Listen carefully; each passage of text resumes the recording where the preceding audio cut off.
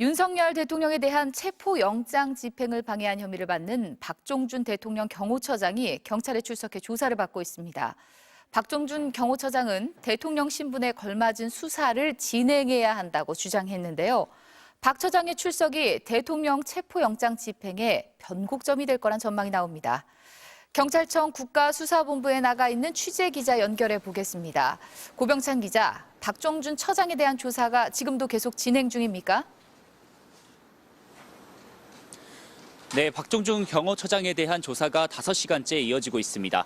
박 처장은 경찰 출석 요구 세 번째 만인 오늘 오전 10시 경찰에 나왔습니다. 지난 4일과 7일 두 번의 출석 요구에 응하지 않아 이번에도 불출석할 거란 예상이 많았는데 전격 출석한 겁니다. 박종준 경호처장은 여전히 체포영장 집행 방식과 절차가 부적절하다면서 체포영장을 재집행하면 또다시 막을 거냐는 질문엔 수사 과정에서 말씀드리겠다며 즉답을 피했습니다. 지금까지 경찰 출석 요구에 응하지 않은 데 대해선 처음부터 조사에 응하려고 했다며 변호인단 준비에 시간이 걸렸을 뿐이라고 말했습니다. 그러면서 경찰이 친정인 제가 경찰의 소환을 거부하고 수사를 받지 않는다면 국민누가 경찰의 수사를 받겠냐며 수사기관으로서 경찰의 위상을 존중해야 한다고 생각한다고 했습니다. 직접 들어보시죠. 저는 현직 대통령 신분에 걸맞는 수사 절차가 진행되어야 한다고 생각합니다. 현재와 같은 체포영장 집행 방식의 절차는 아니라고 생각합니다. 우리나라의 국격에 맞게 대통령에게 적정한 수사 절차가 진행되었으면 하는 바람입니다. 체포영장 적법하게 발부됐는데 왜 막고 계시는 건지.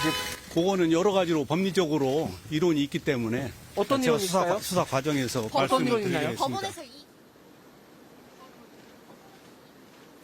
박 처장이 체포영장 집행을 방해한 혐의로 입건된 지 일주일 만에 경찰에 출석하면서 대통령 2차 체포영장 집행에 변곡점이 될 거란 분석이 나옵니다.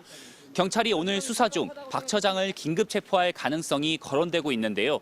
그럴 경우 대통령 체포영장 집행을 맡고 있는 경호처 동료가 커질 것으로 보입니다.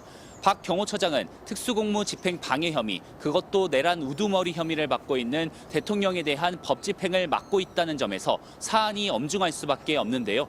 박 처장이 자진 출석하긴 했지만 사안이 엄중할 경우 긴급체포 대상이 될 수 있습니다. 경찰은 오늘 수도권 광역수사단 지휘관을 국수본으로 총소집하는 등 대통령 2차 체포영장 집행 준비를 위해 본격적으로 준비에 들어간 분위기인데요. 박 처장에 대한 조사가 어떤 영향을 미칠지에 관심이 집중되고 있습니다. 지금까지 경찰청 국가수사본부에서 MBC 뉴스 고병찬입니다.